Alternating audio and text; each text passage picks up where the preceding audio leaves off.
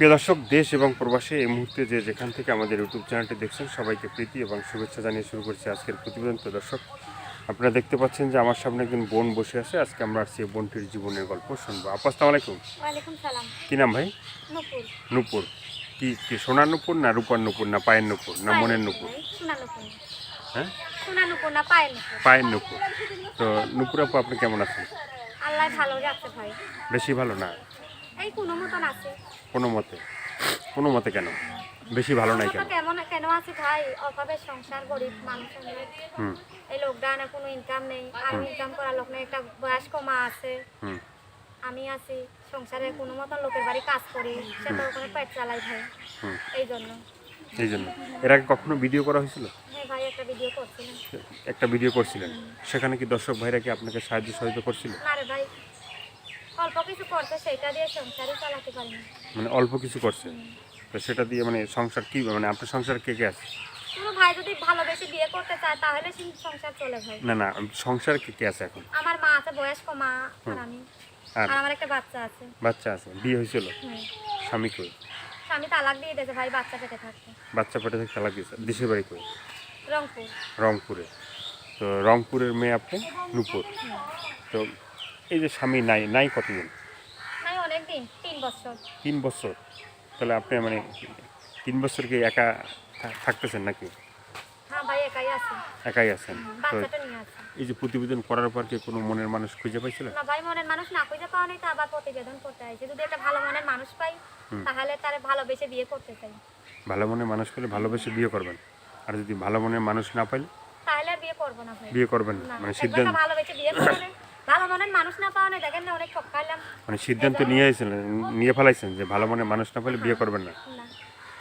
তো যে বিয়েটা হয়েছিল সেটা কি মানে প্রেম ভালোবাসা করে বিয়ে না হয়েছিল? ভাই, বাবা মায়ের দেখে বিয়ে দিছিল। বাবা মা দেখে বিয়ে দিয়েছিল? জীবনে কখনো প্রেম টেম করছিলেন আপনার? প্রেম তো সবার জীবনেই আসে ভাই। আপনার জীবনে আসছিল? না আসলে বিয়ে হলো কি করে?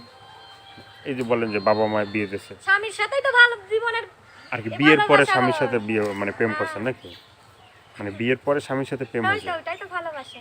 এই ভালোবাসা নাকি? তা সেই ভালোবাসা রাখতে পারলেন না কেন?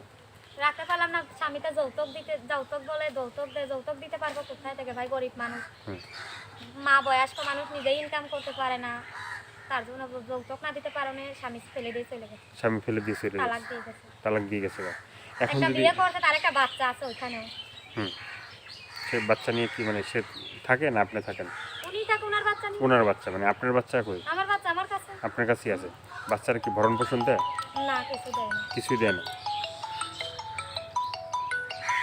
এখন এই তো আর কি বলার আছে আপনি বলতে চান? আরেক বলার আছে ভাই, কোনো ভাই আমারে কোনো খারাপ কথা বলবেন না। আর বয়স্ক ভাইরা ফোন দিলে ভালো হয়। ইয়ং ছেলের কাছে বিয়ে হয়েছিল, সে ছেলে তো তালাক দিয়ে চলে গেলে, এখন বয়স্ক লোকের কাছেই বিয়ে বসতে চাইছে।